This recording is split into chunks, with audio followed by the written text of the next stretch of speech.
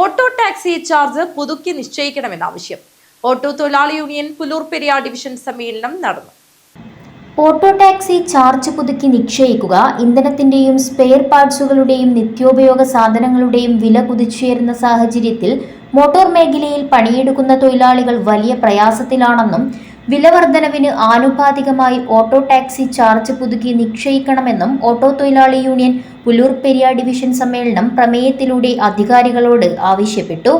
പെരിയാർ വ്യാപാരി ഭവൻ ഹാളിൽ നടന്ന സമ്മേളനം ഡിവിഷൻ പ്രസിഡന്റ് രാജൻ അമ്പലത്തറയുടെ അധ്യക്ഷതയിൽ CITU ജില്ലാ വൈസ് പ്രസിഡന്റ് സഖാവ് കാറ്റാടി കുമാരൻ ഉദ്ഘാടനം ചെയ്തു. നമ്മൾ ഓരോ ആളുകളെയും വ്യക്തിപരമായിട്ടുള്ള കാര്യങ്ങൾ ചർച്ച ചെയ്തതിനു വേണ്ടിയിട്ടാണ്. നമുക്ക് വ്യക്തിപരമായിട്ടുള്ള പ്രയാസങ്ങളുണ്ട്, പക്ഷെ ആ പ്രയാസങ്ങൾ ചർച്ച ചെയ്തതിനു വേണ്ടിയിട്ടല്ല.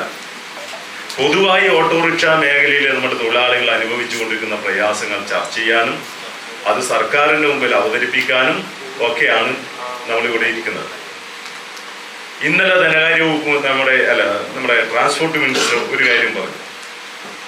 4 പ്രാവശ്യം തുടർച്ചയായിട്ട് ട്രാഫിക് ലംഘനം നടത്തുന്ന ഒരാളെ എന്ത് ചെയ്യും? അയാളെ ലൈസൻസ് കട്ട് ചെയ്യും. കേന്ദ്ര ഗവൺമെന്റിന്റെ തീരുമാനമാണ്. കേന്ദ്ര ഗവൺമെന്റ് പുതിയ പല പരിഷ്കാരങ്ങളും കൊണ്ടുവരികയാണ്. ചിലത് സംസ്ഥാനത്ത് നടപ്പിലാക്കാതിരിക്കാൻ വേണ്ടി കഴിയില്ല. ഡിവിഷൻ സെക്രട്ടറി സഖാവ് സുനിൽകുമാർ വേലാശ്വരം സ്വാഗതം പറഞ്ഞ് പ്രവർത്തന റിപ്പോർട്ട് അവതരിപ്പിച്ചു. ഡിവിഷൻ ട്രഷറർ സഖാവ് പ്രകാശൻ പുല്ലൂർ വരവ് ചെലവ് കണക്ക് അവതരിപ്പിച്ചു. ഓട്ടോ തൊഴിലാളി യൂണിയൻ ജില്ലാ കമ്മിറ്റി അംഗം UK പവിത്രൻ സംഘാടന റിപ്പോർട്ട് അവതരിപ്പിച്ചു. U പ്രകാശൻ രക്തസാക്ഷി പ്രമേയവും സഖാവ് സതീശൻ തണ്ണോട്ട് അനുശോചന പ്രമേയവും അവതരിപ്പിച്ചു. ചടങ്ങിൽ വെച്ച് Periyar bus stop union member സഖാവ് രതീഷ് തന്നിത്തോടിന്റെ മകൾ ശ്രിയ ക്യാൻസർ രോഗികൾക്ക് കേശദാനം നടത്തി.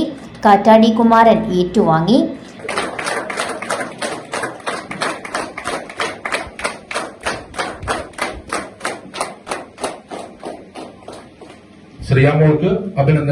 ശ്രീനിവാസൻ വടക്കേക്കര നന്ദി പറഞ്ഞു. സമ്മേളനത്തിന് മുന്നോടിയായി പെരിയാർ ബസാറിൽ പതാക ഉയർത്തി.